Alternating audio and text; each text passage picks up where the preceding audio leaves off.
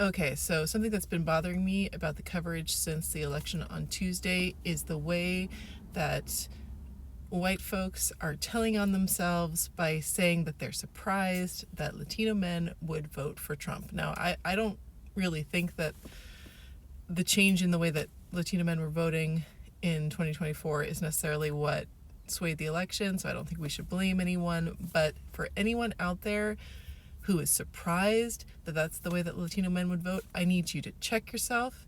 I need you to educate yourself because you do not know Latinos. If you're surprised that Latino men would vote for Trump, you don't know any Latino men. You don't know Latinos at all. You don't know the history. You don't know the culture. You don't know anyone personally. You haven't had conversations with people. You need to educate yourself. You need to fucking learn some Spanish. You need to talk to some people outside of your bubble, because if you think that Latino men are somehow about ending racism, you have never met a Latino man. So Americans love to think that we're the only country that's racist, or we're a country that's like the most racist. And look, we're real racist. Like, obviously. It's a racial caste system. We were built on racism. We're real racist, but we are not the only country that was racist. And if you think that we are, I need you to go find the infographic. It's online, it's on YouTube, it's on this app, I'm sure, showing the transatlantic slave trade and where those enslaved people ended up. So I want you to watch on the infographic as the enslaved people are brought from West Africa on this map and find out where they go. Do they all go to the United States? Some of them do. A lot of them do, but not most of them. Most of them are going here. And this, in case you can't tell, is me going from West Africa to the Caribbean and South America. That's where most of the enslaved peoples of the world went during the transatlantic slave trade. They were mostly traded from Spain, from West Africa, to South America and the Caribbean. That's where my family's from, the Caribbean. We are racist. But they are also real racist. And I would say in a lot of ways, Latin America and Spain for sure, they have not done a lot of the anti-racism work that the United States has done. And credit to the African Americans and the black people of the United States for doing that work. They're the reason that we have done that work. All credit to the black people of the United States. They have done the work. In Latin America, it's just different. It's a different culture. And there are people there who are working to do anti-racism work. There's a lot of people in Brazil who have been doing a lot of anti-racism work. Like, they have been doing the work in Latin America, but it is not as big a topic of conversation. And people who emigrate from Latin American countries, from Mexico, from South America, from Central America, when they come to the United States, and if they become a naturalized citizen here and they're voting, they're here for economic prosperity. They are not here to end racism. They don't like racism. They might get real mad about racism. Nobody likes being treated as less than. But they're here for economic prosperity. That is the reason that people come to the United States. That's what people are focused on. That's what most people are focused on. They want a nice house and a nice car and a savings account, and to know that they can pay for a doctor if they need it, and that they might be able to retire. Like, that's what people want. And so culturally, the conversation is different. Like, people who come here and emigrate legally and go through the system and go through all of that pain and suffering of like paying for immigration lawyers and getting their green card and getting their visas approved and getting their work permits and then finally becoming a naturalized citizen, you're expecting those people to necessarily have sympathy for people who come here illegally. Some people do.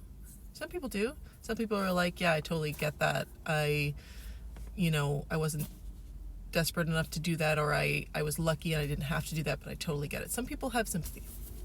Some people don't. Some people are like, I went through the pain and suffering of the immigration system, and you can too.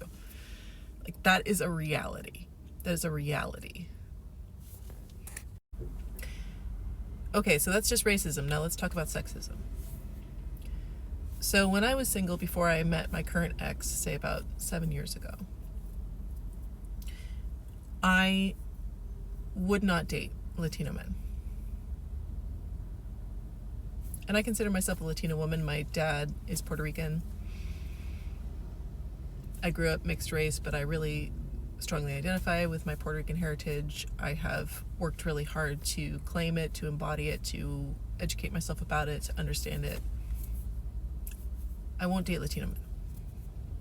And I won't date them because in my experience, which is anecdotal, it is not universal, but in my experience, I found them to be more sexist than white American men. And we all know how sexist white American men are. But I found Latino men to be worse. So I would not date them. And I'm including Italian-born men in this. Because that was real cute until we started talking about the roles of men and women in the world. So sexism in that community, it is nowhere near as prominent a topic as it is in white spaces, and that's because of privilege. Like, people who don't have economic stability can't solve sexism. Like, economic stability is the cornerstone of that. If your family's struggling, you cannot solve sexism.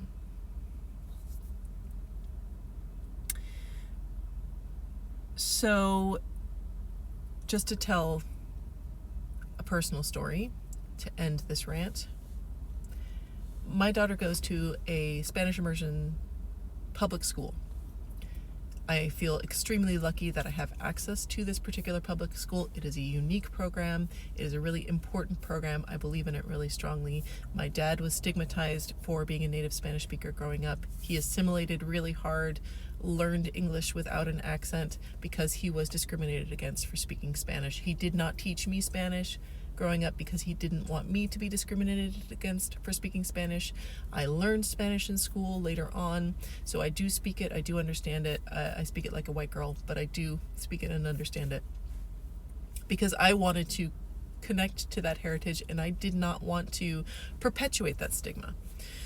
And I want my daughter to not carry the stigma of Spanish being somehow bad or less than. And I am at the school surrounded by some parents who are white without a Hispanic heritage, or some parents who are black, some parents who have other racial identities, where they are also invested in this project of having their kid learn some important life skills like learning a second language, and also to destigmatize Spanish. And there's some people who are native speakers of Spanish who bring their kids to this school because they know that their kids are not going to be stigmatized for being native Spanish speakers. So it's a great program all around. We're all involved in this really important project that is an anti-racism project of destigmatizing the Spanish language. And I was with my daughter at the community center on Monday after school, which is where all the kids go after school to play. It's this community center that has toys and it has a playground and it has like all of their friends from school. Like, it's a great place to go. So we go after school to this community center. And I listened to a Latino dad talking to his 6-year-old son who was crying about something. Don't know what. 6-year-old pain, basically. And he told his son that he needed to be a boy and not a girl and stop crying. He said, "Hay que ser un chico, no un chica." So if you're surprised at how anyone with a Latino identity voted on Tuesday, you don't know the community, you don't know Latinos, you don't know the culture, you don't know what the fuck you're talking about. You need to educate yourself. You need to learn Spanish, you need to read some fucking history, and you need to get out of your bubble and understand the Latino community. I'm fucking tired of people being surprised by this shit because you don't know what you're talking about.